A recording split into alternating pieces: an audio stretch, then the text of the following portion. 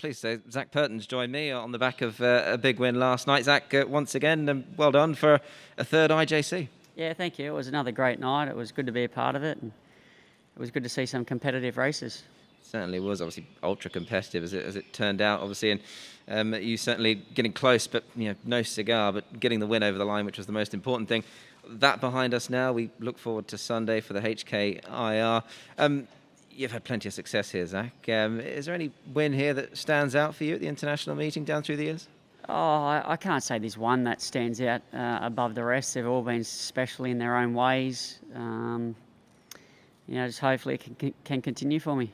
And what did that mean, obviously, for you? I mean, you're very much established here. You've won every single one of the IJC races. I mean, a superb achievement, I'm sure, one that you really wanted to achieve. Yeah, of course. It was a goal of mine just to win one of these international races, and then once I won a couple, it was a goal to try and win all of them, and I was able to win all of them, so I thought I'll try and do it again. So, it's just continually giving myself some motivation and something to focus on and look forward to. But at the end of the day, it just comes down to the opportunities I get and the horses I'm on. And, I don't have the strongest book this year, but, hopefully we can draw well and just get in the right spots.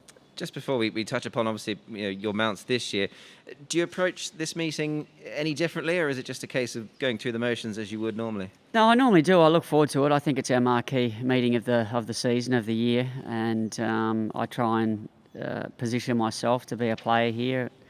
Once again, it's one thing wanting to be a player, and it's another thing getting those opportunities. So I just got to get on the right horses at the right time. And you've got a full book, obviously, for the international races. Lucky Patch, a horse that I think fascinates many. He's a horse who's been in super form coming into this race, and a horse that you're getting back on board. I mean, his win last time was good, and he's certainly a player, isn't he, in the sprint, but a competitive sprint. I think it's the most competitive race of the day. There's no doubt about that. There are a number of chances. The local horses, they've been mixing their form a little bit, but my bloke's been pretty solid all the way through. He's becoming more and more consistent, and I think he's really found his groove here now, and hopefully he can draw a nice gate. He can be a little bit of a tricky horse to ride, so we're just got to, find his rhythm and then bring him into the race at the right time. Just on the gate, Zac, obviously we've got the barrier draw coming up later this morning. In an ideal world, where would you like to be on him placed? It would sort of depend what horses draw underneath me and around me, but I always like to draw low. If I could draw in the first 4 gates, that'd be perfect. And just assessing the overseas contenders, obviously you've ridden plenty of them to success, and Normcore, a prime example last year. How do you assess them this year? I mean, lots of people talking it up as a pretty good overseas challenge this year. Yeah, the overseas contingent are always pretty strong, and I think they've seen that Hong Kong's probably a little bit on the weaker side at the moment, so they're coming to take us on, and rightfully so. There's a lot of money at stake here and a lot of prestige that comes with it. I think there's a good, strong international team. Pixie Knight, as you mentioned, looks like he's pretty good. Le Papal, I would have thought would be pretty hard to beat in the Cup, and Glory Vase and Pile Driver might fight out the Vase. So, I'm looking forward to being a part of the races again, and like I said, I just hope I can get the right spots and give my horses a chance.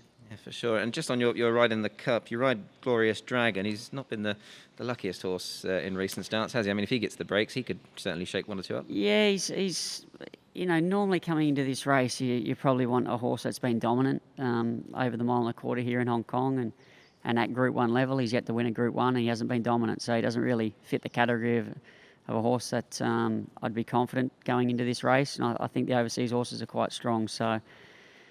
Yeah, and once again, he's a horse that doesn't really help himself. He can get on the beat and do a few little things wrong. And he's been a bit unlucky so far this season. But he's that type of horse. He sort of invites it in a way. But I think it's going to be a nicely run race, so that'll suit him. He'll be allowed to relax and get into his rhythm. And, we'll see if he's good enough.